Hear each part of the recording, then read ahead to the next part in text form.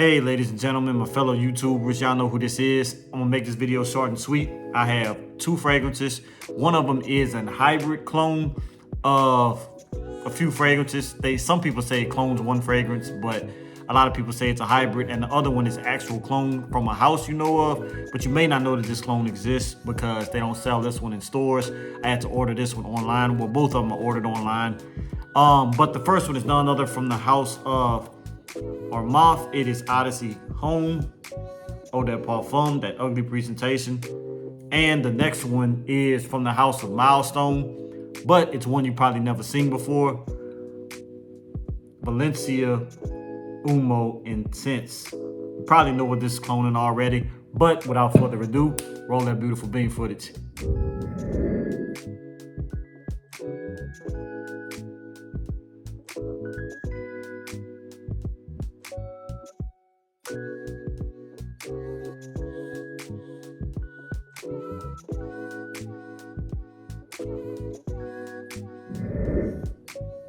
Okay, so I'm gonna start off with the Armaf Odyssey Home.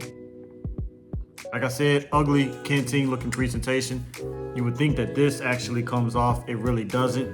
The whole thing comes off, and this is what it looks like. Like I said, the Odyssey presentations are super ugly, but at the same time, we're not here for the presentation with this one. We're actually here for the juice. So let me actually spray this one. Some people say this is a clone of Tom Ford's Noir Extreme. Some people say that this is a hybrid between Dior Homme Intense, Davinci Gentleman EDP, and Valentino Umo Intense. Because it does have iris, and I think it might even have leather in it. Definitely, you're gonna get that iris right off the back. Can I say it's powdery? It's a little bit powdery. I wouldn't say lipsticky, but at the same time, it's definitely there. That it kind of gets a little bit dark with that leather accord. So I'm not really sure if it smells like Tom Ford's Noir Extreme, because I haven't smelled that one in such a long time, and I kind of forget what it smells like. But at the same time, I have put my nose on Dior Homme Intense. I have clones of it. I have Dior Homme 2020. I have smelt the original Valentino Umo Intense. I have clones of Davinci Gentleman EDP. I have smelt it. And so I think it's more of a hybrid of those. And this one smells amazing. Can I say the longevity is really good? I don't know, I get about a half a day out of it. By the time it's lunchtime, when I'm at work, I do have to spray again.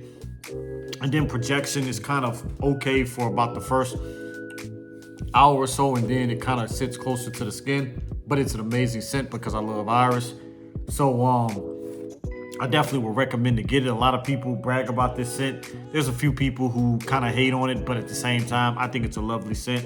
I definitely recommend it. You can get this one literally sub $30, like 25-ish, and that is Odyssey Home Eau de Parfum from the house of Armaf. The next one is that lovely Middle Eastern clone brand that you've been seeing in your rack stores. You've been seeing it in Burlington, you've been seeing it in TJ Maxx, you've been seeing it in Marshall's, and they have been coming out with just so many fragrances. This is one of my favorites that they make, Taxco. Another one of my favorites, Moods Jubilee 26, and just countless amount of others. They're in the competition, of course, with like your Camaras. Camara makes this one right here, Vamos Voyage, which is a clone of Invictus Victory. Then you have Murata. They make such ones like Stronger With You Always, which is a clone of Stronger With You. This Together With You Always, which is a clone of Stronger With You. I think Intense, if I'm not mistaken. There's even Privé, who has a Dior Homme Intense clone, Illusion Intense. I mean, there's so many these brands. There's Camara. They make this one right here, Eldorado Kingdom, which this one is a clone of Killian Straight to Heaven. And I mean, there's so many other ones.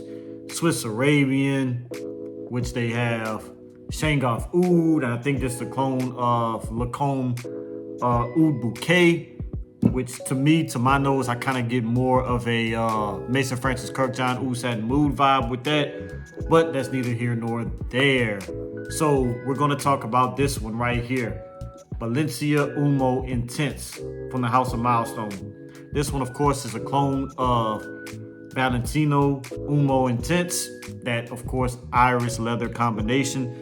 And from my nose, as I spray it on the test strip,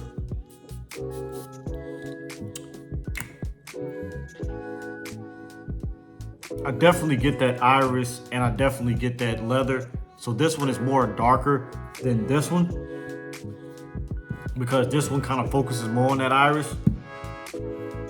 This one focuses on that iris leather combination. But overall, both of them smell really great. Both of them are kind of the same when it comes to projection longevity. Like you will have to re-up after about, I'd say that maybe 5-hour mark, you will have to re-up. And then as far as projection, I would say that projection is kind of an arm's length for the first hour, and then after that, probably a half arm's length because it does sit closer to the skin. After that, definitely both of them are compliment getters. This is a lovely compliment getter. I would definitely recommend wearing this more in the evening time. I did wear this throughout the day today, and that was just because I was kind of wearing it because it's my first full wearing, and I was indoors where it was kind of cool. But I would definitely recommend this one more for the evening time, nighttime, when it's cooler outside.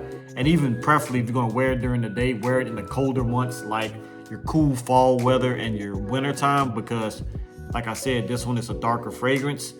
And with the Armaf, I would say that you can wear this one during the daytime, but more like in the fall time. I wouldn't say necessarily you have to wear it in the winter time, but if you wear it in the fall, the spring, make sure you wear it in those cooler days. But both of these, I wouldn't recommend wearing it in the hot weather like the summertime, because I think it'll be cloying during those times.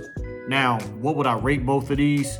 With the Armaf, because it's a hybrid, and I do love the fact that it's a hybrid, I would definitely give this one a solid 8. This one smells really good. The projection and longevity, I'm going to die down on the points with that one. So I would say with the longevity and projection, I would give it probably a 5. So overall, I would say that this would be a 7. Just because the longevity and projection is just average. And then with this one right here, the Valencia Umo Intense, I would definitely give this scent an 8.5. It is a beautiful scent.